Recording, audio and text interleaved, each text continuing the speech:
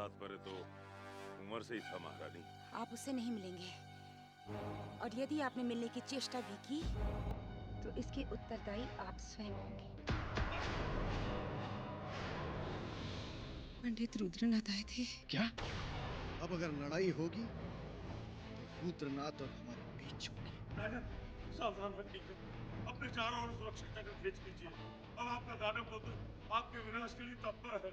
हम अपने पुत्र के खिलाफ एक शब्द नहीं सुनेंगे। यदि आप जानते हो कहाँ है तो हमें बताइए, हम खुद जाकर उसे अलका वापस लाएंगे। अब केवल एक कन्या की आत्मा ही वनराज की मृत्यु का साधन बता सकती है। पंडित रुद्रनाथ, जानता हूँ वो वनराज का विनाश करना चाहता है और अब हवन की तैयारी कर रहा है ताकि वनराज शीघ्र अतिशीघ्र काल के मुख में चला जाए। वनराज को यात्रा पर निकलना ही होगा और वो भी अतिशीघ्र।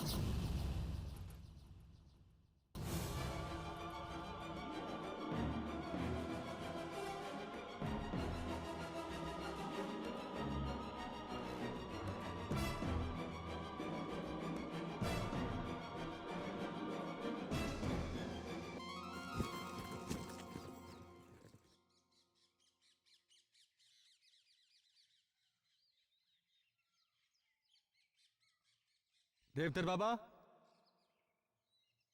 देवतर बाबा,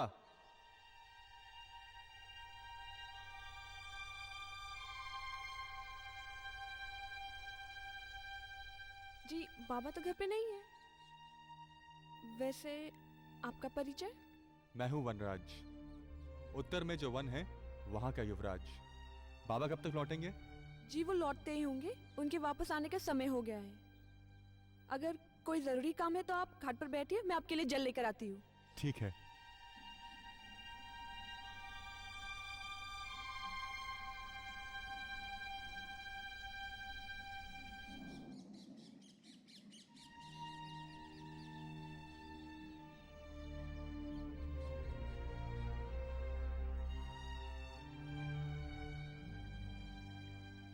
लीजिए, जल ग्रहण कीजिए।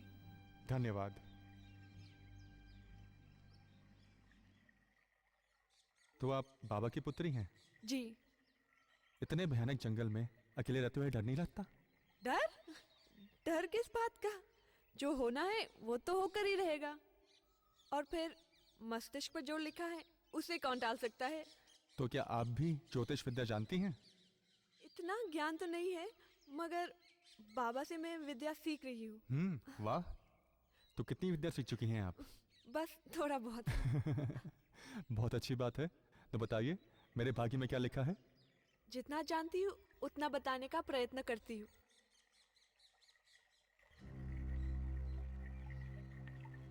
अरे, आपके मस्तिष्क पर तो साफ लिखा है कि आपके साथ एक अनहोनी घटना होने वाली है, और उस घटना के कारण आप एक लंबी यात्रा पर जाने वाले हैं।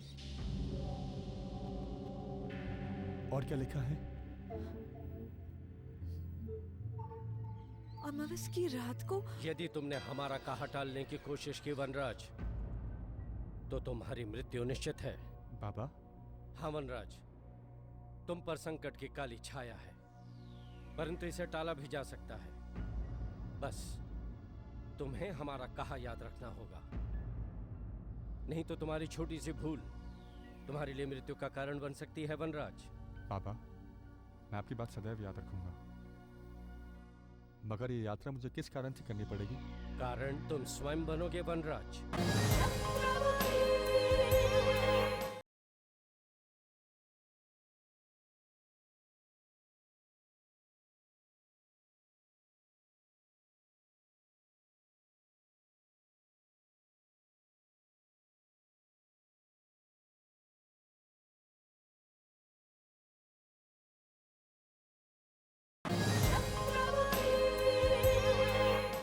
बस मेरी ये बात तुम्हें सदैव याद रखनी होगी। जी बोलिए। वनराज, अमावस की रात सूर्य ढलने से पहले तुम्हें अपने घर लौटना होगा, और जब तुम यात्रा पर निकलोगे तब अमावस की रात होने से पहले तुम्हें आग जलाकर बैठना होगा। सूर्य उदय होने तक तुम आग के पास से दूर भी नहीं जाओगे। बाबा, आप जैसा कहेंगे मैं वैसा ही करूंगा। तुम्हें अपनी माँ की बहुत चिंता है, ये बात तुम्हें पता है ना? जी, मेरी माँ मेरे लिए बहुत चिंता करती है। माँ की चिंता कैसे दूर होगी? वो मेरे बारे में हमेशा सोचती रहती हैं। मैंने महारानी को समझा दिया है कि तुम्हारा कोई कुछ भी नहीं बिगाड़ सकता वनराज। बस अमावस वाली बात हमेशा याद रखना, उसे भूलना मत। जी, प्रणाम बाबा।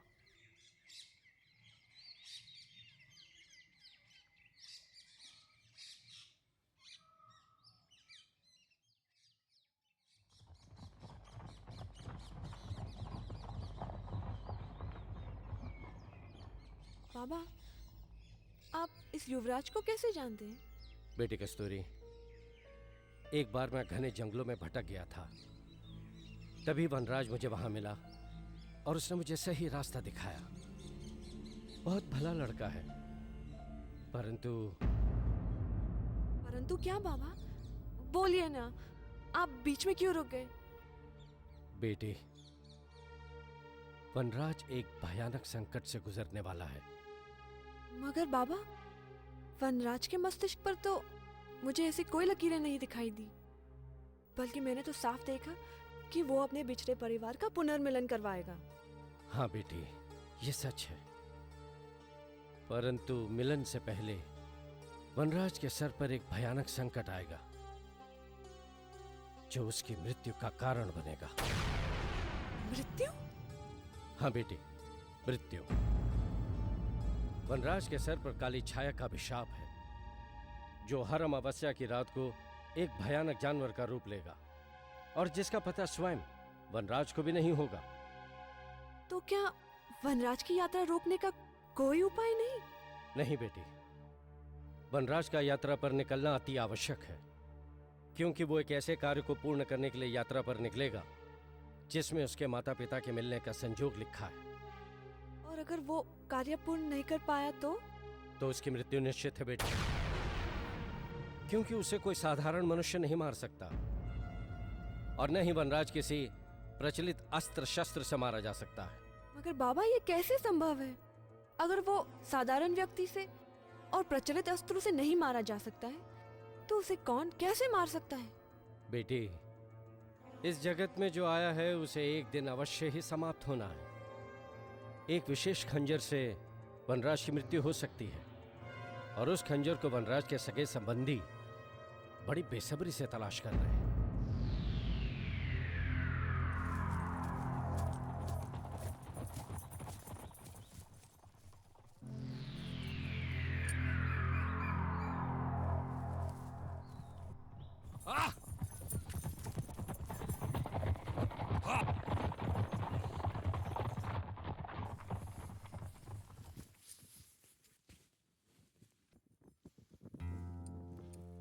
सुना है इस गांव में 1000 साल से भी पुराने खंडर हैं। हाँ अंदाता, उन खंडहरों को पहले सुजानगढ़ के पुराने महलों के नाम से जाना जाता था। कहीं आप उसी संदर्भ में तो नहीं पूछ रहे हैं? हाँ, सुजानगढ़ के खंडर, उन्हीं की खोज में हम निकले हैं। बताओ कहाँ है वो? यहाँ से 300 कोस दूर पश्चिम दिशा की तरफ एक पहाड़ों की श्रृंखला है। उन पहाड़ों के पास एक नदी है। नदी के ठीक दाहिने ओर वो खंडर है। अरे जोरावर सिंह, तुम इतने घबराए हुए क्यों हो? गजब हो गया युवराज, गजब हो गया। आखिर क्या हुआ है? महाराज को महारानी पद्मावती और उनके पुत्र के बारे में पता चल चुका है। क्या? हाँ, जैसे ही उन्हें पता चला कि महारानी पद्मावती और उनका पुत्र सकुशल है, वो उन्हें लेने के लिए स्वयं निकल पड़े। नहीं, ऐसा नहीं हो सकता। ऐसा हो गया है युवराज। अब तक तो महाराज अपने लाओ लश्कर के साथ वहाँ पहुँच चुके होंगे। कहाँ निकल गए होंगे अपने लाओ लश्कर के साथ?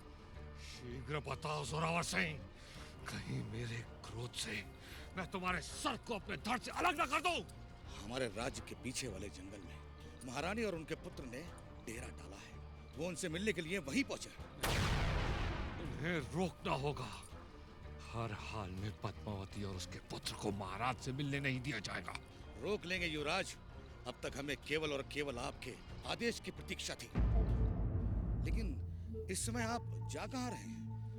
उन खंडरों में जहां वनराज की मौत का सामान प्राप्त होता, लेकिन अब हमें केवल महारानी और महाराज को मिलने से रोकना होगा। हमें एक ऐसी दीवार खड़ी करनी होगी कि वो दोनों एक दूसरे को कभी ना देख पाए। चलो।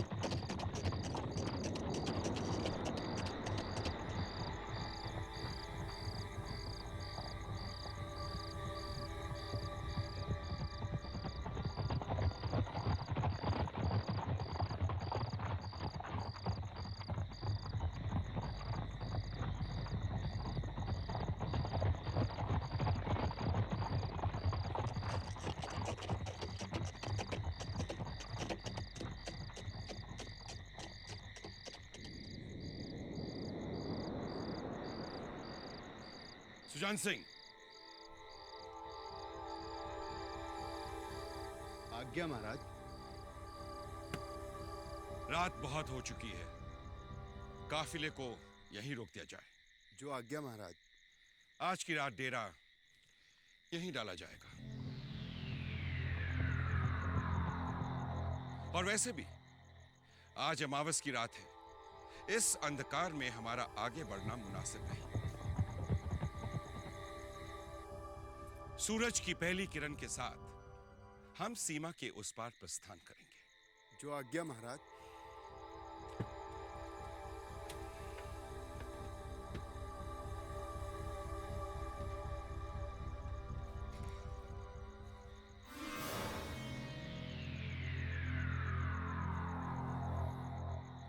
भानु प्रताप,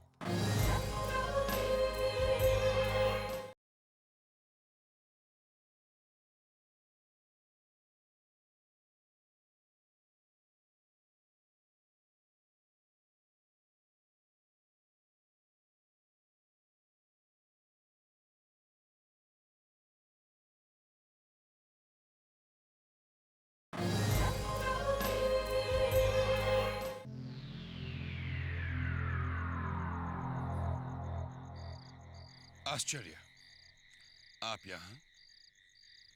क्षमा करें महाराज, यदि यही प्रश्न मैं आपसे पूछूं तो आपका उत्तर क्या रहेगा? आपको हमें यहां जंगलों में देखकर हैरत हो रही है, लेकिन भानु प्रताप, इसमें आश्चर्य जैसी कोई बात नहीं। हम तो आपकी छोटी मां रानी पद्मावती और आपके छोटे भाई युवराज वनराज से मिलने जा रहे हैं। लेकिन क्यों पिताश्री, आप उन दोनों से मिलने क्यों जा रहे हैं? मिलने ही नहीं, बल्कि हम उन्हें वापस लाने के लिए जा रहे हैं। जानते हैं युवराज, भगवान राम का वनवास तो 14 वर्षों में पूरा हो गया, लेकिन पद्मा और वनराज 22 वर्षों में उनका वनवास समाप्त नहीं हुआ। पता नहीं ये 22 वर्ष उन्होंने जंगलों में किस तरह झेले होंगे। ये वनवास कभी समाप्त नहीं होगा पिताश्री। चलिए हमारे साथ महल लौट चलिए। असंभव। हम वापस नहीं लौटेंगे। यदि लौटेंगे तो उन दोनों को अपने साथ लेकर, वरना खुद इन्हीं जंगलों में अपने प्राण त्याग देंगे। नहीं पिताश्री नहीं, आपके प्राण उन दोनों से बहुत कीमती हैं। हम आपसे हाथ जोड़ के निवेदन करते हैं, हमारे साथ अलकापुरी लौट चलिए। बस।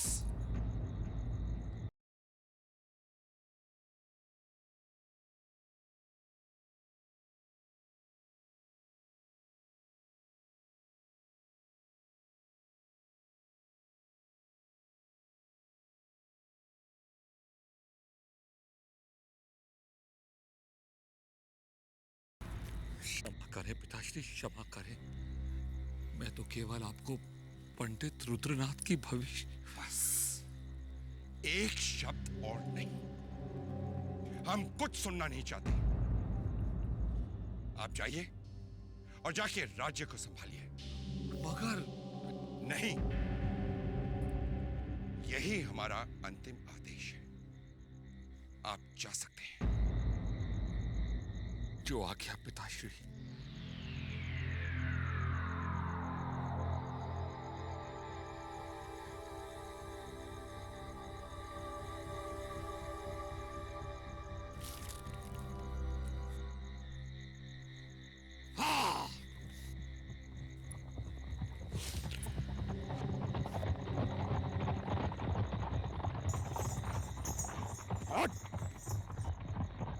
रुको।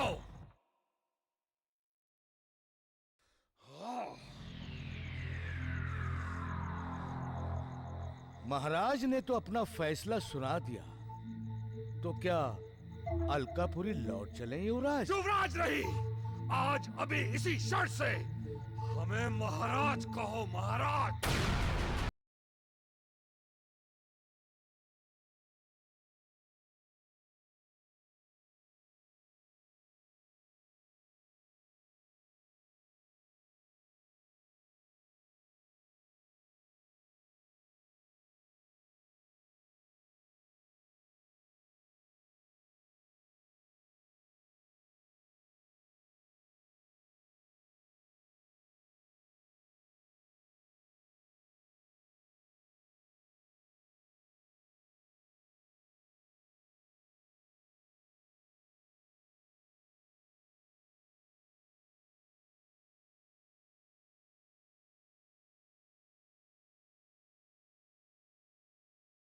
हम अपने पिता को मारकर राजा बनेंगे। अरे पिता का मोल उस राजगद्दी से बहुत कम है। हाँ हाँ महाराज, हाँ, इसमें पश्चाताप की कोई बात ही नहीं है। इतिहास साक्षी है, राजा महाराजा बनने के लिए युवराजों ने अपने पिता की बलि ली है, और बहुत से पिताओं ने अपने पुत्रों की बलि दी है। यदि आप अपने पिता की बलि ले रहे हैं तो कौन सा अनुचित कार्य कर रहे हैं? तो क्या चलें बूढ़े महाराजा के खेमे की ओर? भावी महाराज, चलो।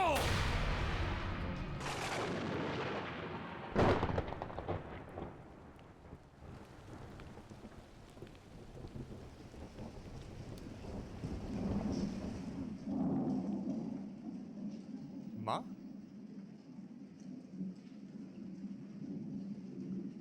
क्या बात है? घर में इतने दिए क्यों जल रहे हैं?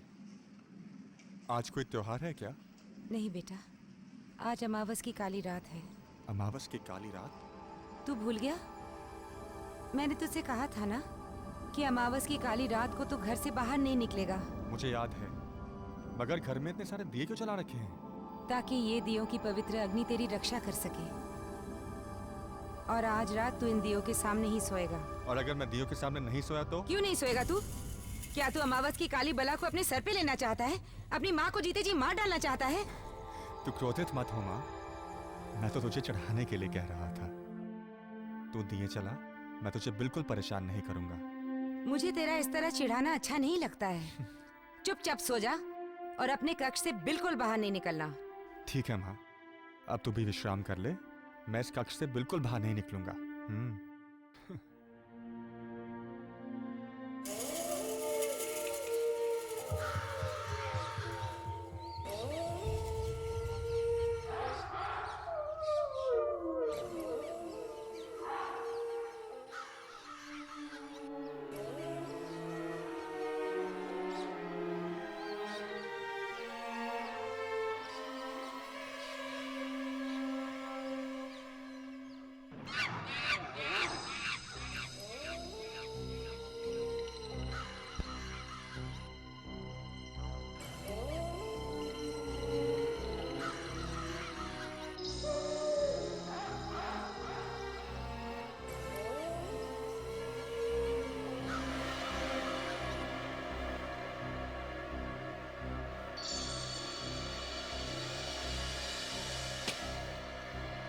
वनराज,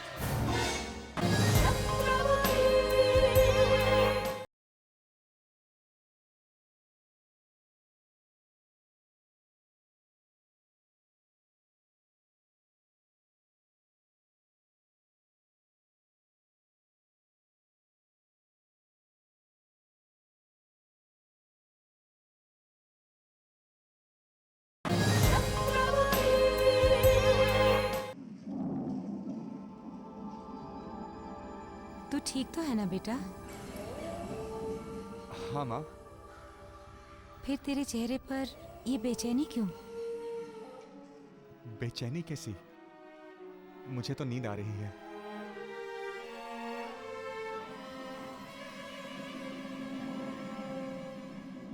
आराम से विश्राम कर। मुझे एक वचन दे, आज की रात तू घर से बाहर नहीं जाएगा। हाँ माँ, तुझे वचन देता हूँ, मैं घर से बाहर नहीं जाऊंगा।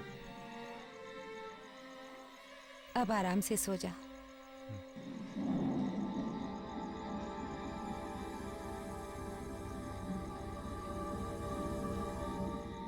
ईश्वर तेरी रक्षा करे।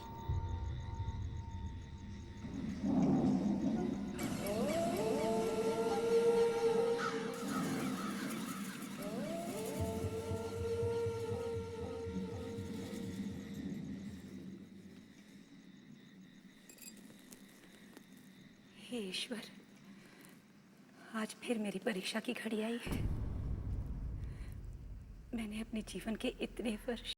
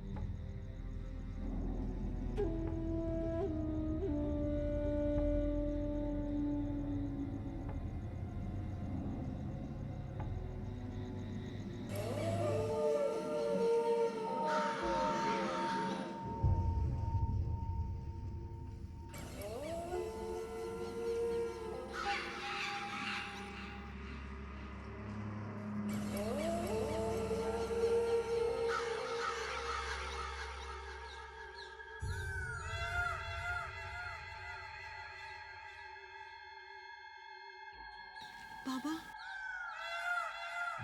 जंगल से लोमड़ियों के रोने की आवाजें आज कुछ ज्यादा ही आ रही है। इतने जोर जोर से लोमड़ियों के रोने की आवाज पहले तो कभी नहीं सुनाई पड़ी। ये अमावस की काली रात है। ये वो भयानक रात है जो वनराज के चित्त पर अपना अधिकार जमा लेगी, उसे अपने वश में कर लेगी।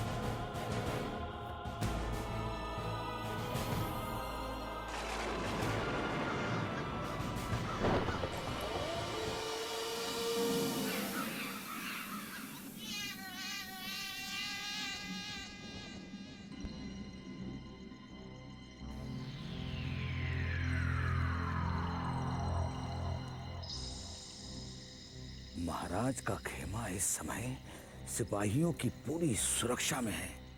इस समय उन पर हमला करना उचित नहीं होगा महाराज। प्रतीक्षा सुरावर, सही मौके की प्रतीक्षा।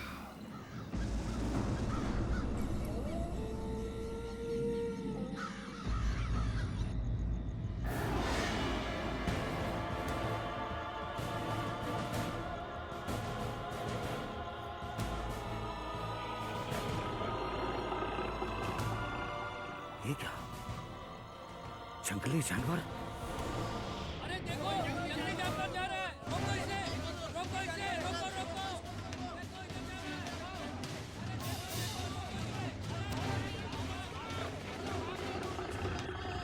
सिपाही उस जंगली जानवर के पीछे चले गए।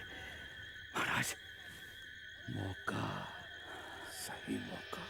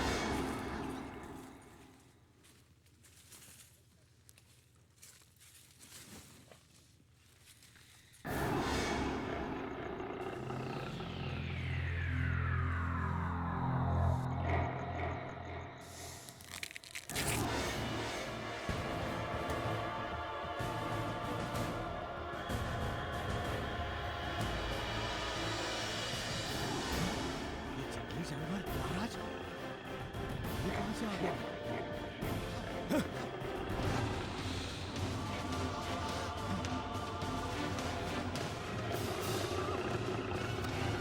संभालिए अपने आप को। चलिए यहाँ से। चलिए जानवर,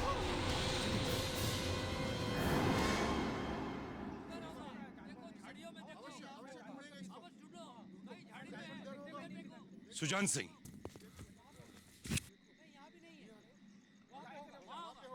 आज्ञा महाराज। ये शोर कैसा है? महाराज, अपने खेमे में एक जंगली जानवर घुस आया था, परंतु कुछ सैनिकों की दृष्टि पड़ते ही वो कहीं छिप गया। तो जाओ, जाकर पता लगाओ, कहीं किसी को कोई हानि ना पहुंचे। जो आज्ञा महाराज।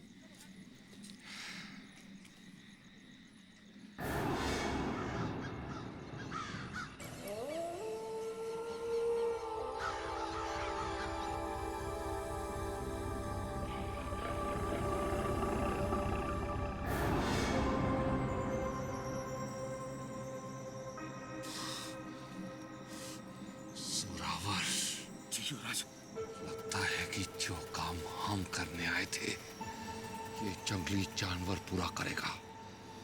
अब पिताश्री की खैर नहीं।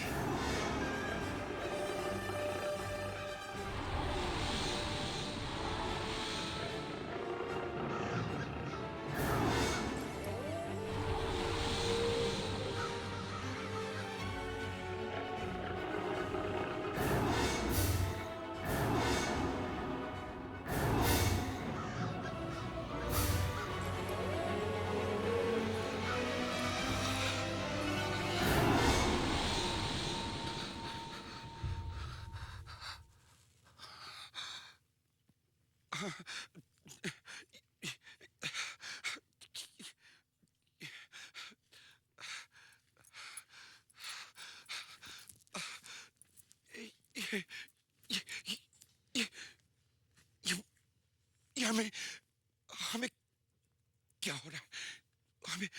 हमें कुछ दिखाई क्यों नहीं दे रहा? ये क्या? इस जानवर ने तो पिताश्री को छुआ तक नहीं, और पिताश्री अंधे हो गए। सुरावर, जरूर इस जानवर में कोई मायावी शक्ति, लेकिन एक बात तो अच्छी हुई, पिताश्री अब सौतेली माँ और उसके पुत्र को कभी नहीं देख पाएंगे। उन्हें तो क्या, ये कभी किसी को नहीं देख पाएंगे। हाँ युवराज, अब आप महाराज, क्योंकि दृष्टिहीन राजा राज्य थोड़ी कर सकता है।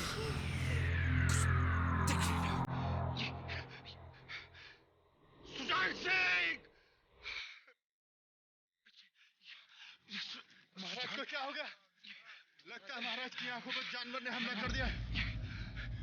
हमें तुरंत इनको महल लेकर चलना होगा।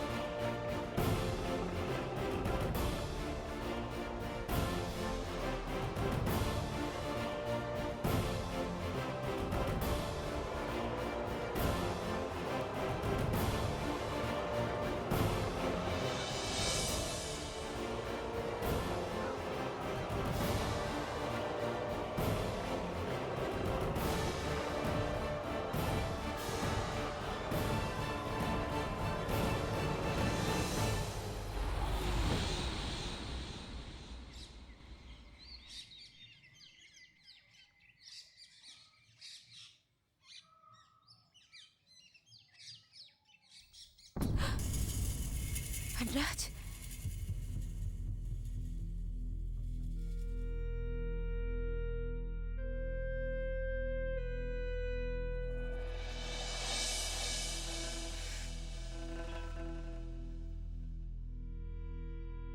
हे ईश्वर, तूने मेरी प्रार्थना स्वीकार कर ली। तुझे कोटि कोटि प्रणाम।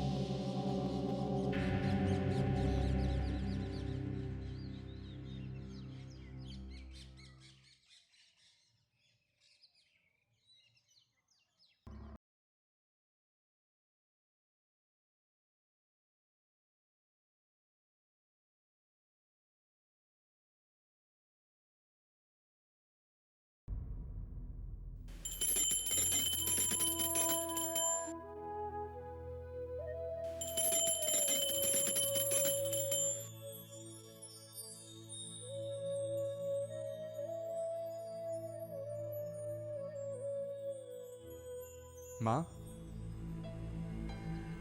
सुबह सुबह भगवान को क्यों परेशान कर रही है? कभी उन्हें सोने भी तो दिया कर।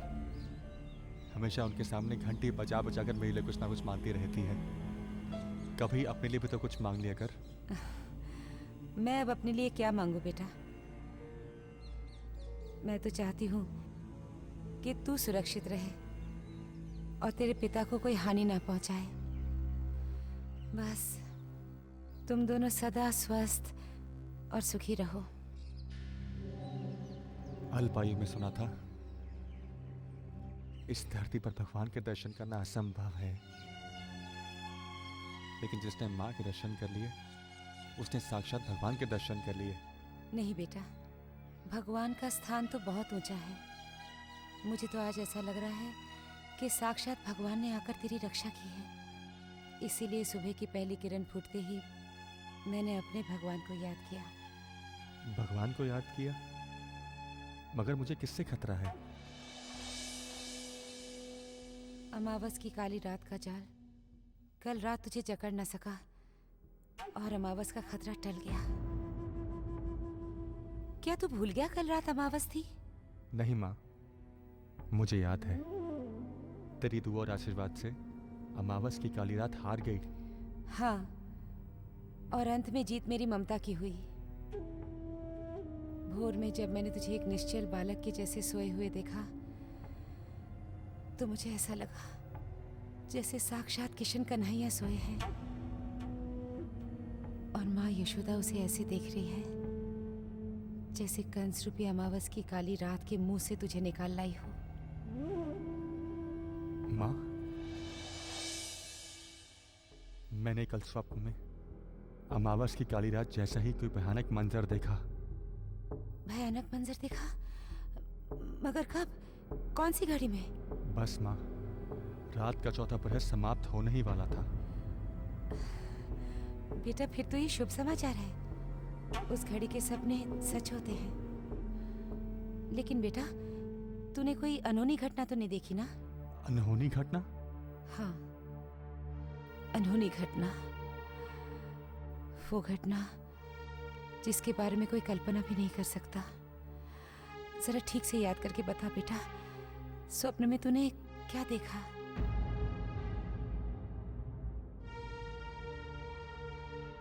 ठीक से कुछ याद तो नहीं है, धुंधला सा कुछ दिखाई पड़ता है। देख, तू मुझे टालने की चेष्टा मत कर। बता ना, स्वप्न में तूने क्या देखा? तू भी ना माँ, जिस बात को पकड़ लेती है उसे छोड़ती ही नहीं। मुझे थोड़ा बहुत याद है, बताता हूँ। महाराज पर हमला कर दिया? फिर आगे क्या हुआ? आगे मुझे याद नहीं।